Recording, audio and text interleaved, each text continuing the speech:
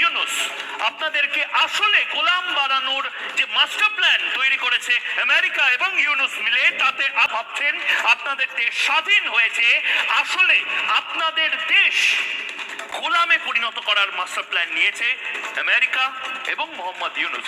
এই যে লোকটি এত উচ্চ আওয়াজ করে কথা বলছে, চিৎকার করছে, চেঁচামেচি করছে, হইচই করে চেঁচিয়ে উঠছে, কি মনে হয় আপনাদের লোকটি আসলে কেন এত চিৎকার করছে? লোকটির আসলে বড় ধরনের ক্ষতি হয়েছে, লোকটি পরাজিত হয়েছে। এই যে 5ই আগস্ট লোকটির বড় সড়ো ক্ষতি হয়েছে।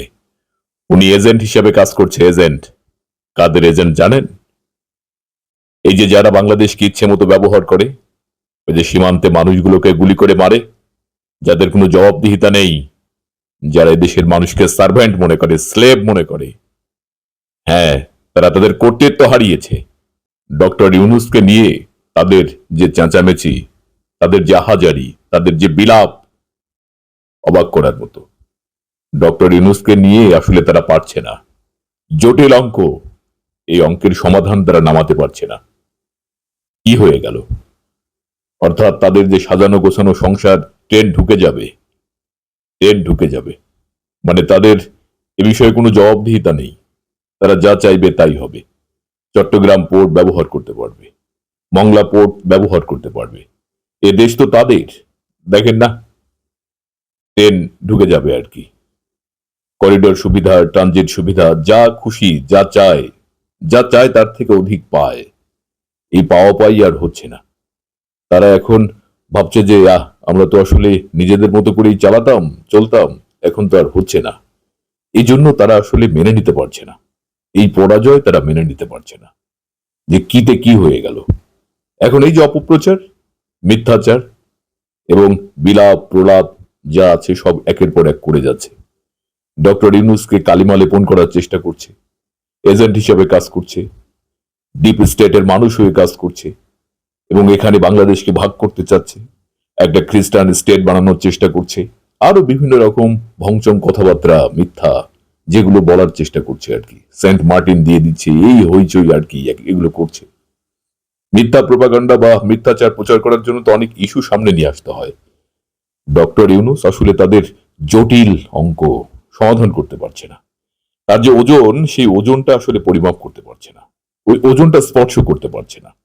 ইউরোপিয়ান দেশগুলোতে ভাবছে আমরা যাদেরকে গোলাম করে রেখেছিলাম, সার্ভেন্ট করে রেখেছিলাম, লোকটা তো আসলে বিশ্ব দরবারে গেলে তো আসলে আমরা পারছি না। তার সঙ্গে এই যে জাতিসংঘের যে সম্মেলনটা হয়ে গেল, কি দেখেছেন আপনারা? ডক্টর ইউনুস যখন জাতিসংঘের সাধারণ পরিষদে যখন বক্তব্য দিতে গিয়েছিল, আপনারা দেখেছেন তো, সরাসরি হয়তো অনেকেই দেখেছেন। কি দেখেছেন? করতালিতে কিন্তু, মুহুর্মুহু করতালিতে কিন্তু সেই যে জাতিসংঘের সম্মেলন কক্ষ, সেটা কিন্তু অন্যরকম পরিবেশ তৈরি হয়েছিল এই ডক্টর ইউনুসের কারণে।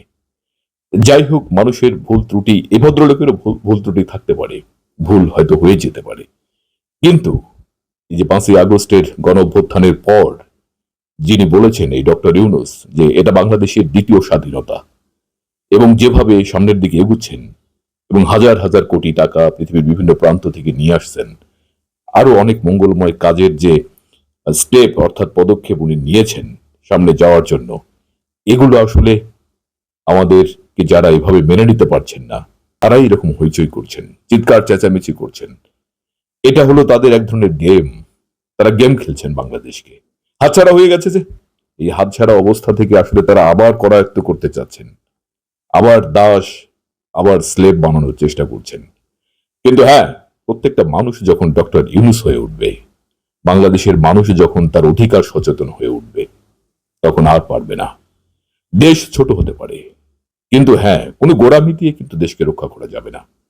দেশকে রক্ষা করতে হলে এই ডক্টর ইউনুসের মতো মানুষ দরকার। আরো অনেকেই আছে যারা এই দেশকে এগিয়ে নিয়ে যাবে সামনের দিকে। সমালোচনা হবে, কারণ এখানে যারা বেনিফিটেড ছিল, যারা এখানে প্রত্যক্ষভাবে এই দেশ থেকে লুটপাট করে খেয়েছে, দেশের অনেক কিছু নিয়েছে, দেশকে ইচ্ছে মতো ব্যবহার করেছে, দেশের মানুষের ভাগ্য নিয়ে ছিনিমিনি খেলেছে, আসলে সেই মানুষগুলো তো মেনে নিতে পারবে না। পরাজিত শক্তি হোক এবং যারা বেনিফিটেড হয়েছে, তারা তো মেনে নিতে পারবে না। তারা চিৎকার করবে, চেঁচামেচি করবে। আমাদের পূর্বের নেতারা, যারা আমাদের দেশের শ্রেষ্ঠ সন্তান, মৌলানা ভাসানী, আমাদের শেরে বাংলা কে ফজলুল হক, এরা তো বলেছে আসলে এই যে ভারতীয় মিডিয়া যে অপপ্রচার চালাচ্ছে, যা ইচ্ছা তাই বলছে, তারা কিন্তু হেরে গেছে, তারা পরাজিত হয়েছে। এই পরাজয়কে তারা মেনে নিতে পারছে না। এই জন্য তারা আসলে কি দিয়ে কি বলবে খেয়ে হারিয়ে ফেলেছে। যা ইচ্ছা তাই বলছে, প্রলাপ বকছে। তো অনেক মানুষ শুনছে, দেখছে, এবং অনেকের মধ্যে এই যে বিভিন্ন রকম ভ্রম ঢুকিয়ে দিতে পারা, এটাই তাদের আসলে স্বার্থ। বিজনেস করছে, মিথ্যা তথ্য ছড়িয়ে বিভিন্ন রকম কল্পনার গল্প ভিতরে ভিতরে তৈরি করে মানুষের মধ্যে বিলি করছে। মানুষ নিচ্ছে, তাদের ভিডিওগুলো কিন্তু বাংলাদেশ থেকেই মানুষ বেশি দেখছে। আর এটাই হলো, তারা বুঝতে পারছে যে বাংলাদেশের লোকই তো এগুলো দেখছে, আর বাংলাদেশের লোক এগুলো খাচ্ছেও কিন্তু বটে। আর এগুলো দিয়েই তাদের ব্যবসা চলছে, এবং মিথ্যাচার তারা কিন্তু ছড়িয়ে দিচ্ছে। এভাবে চলছে। তো যারা ভিডিওটি দেখে সতর্ক থাকবেন, বাংলাদেশের উন্নতি সমৃদ্ধির সাথে থাকবেন। সবাই ভালো থাকবেন। খোদা হাফেজ।